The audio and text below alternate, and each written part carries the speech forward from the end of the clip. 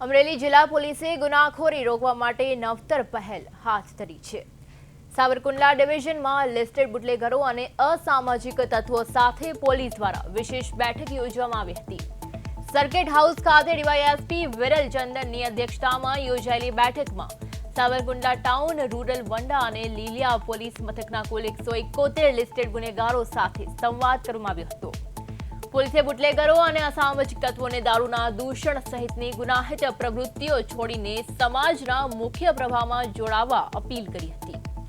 તેમજ ફરી ગુનામાં સંડોવાશે તો કડક કાયદેસરની કાર્યવાહી કરવાની ચેતવણી પણ આપવામાં આવી હતી। ગુનેગારોના પુનઃસ્થાપન અને ગુનાખોરી પર નિયંત્રણ લાવવા માટે અમરેલી પોલીસની આ પહેલ મહત્વપૂર્ણ બની છે।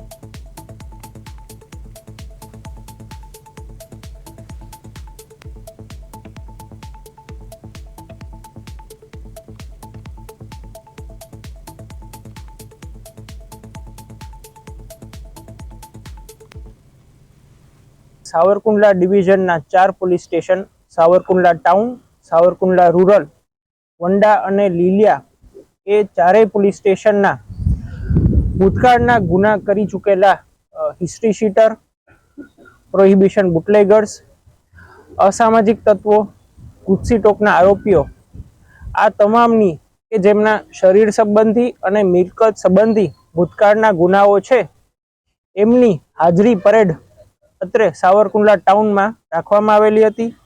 જેમાં સાવરકુંડલા ટાઉનના 98, સાવરકુંડલા રૂરલના 54, લીલિયાના 11 અને વંડા પોલીસ સ્ટેશનના 10 જેટલા આરોપીઓને એમની હાલની પ્રવૃત્તિઓ, એમના ગુનાઓ એ ગુનામાંથી બહાર નીકળી ગયા છે અને સમાજમાં શું કામગીરી કરી રહ્યા છે એ ફરીથી એમની ગુનાહિત પ્રવૃત્તિઓમાં પાછા ફરી ગયા નથી કે કેમ એ બાબતે એમને વિગતવાર પૂછપરછ કરવામાં આવેલી હતી।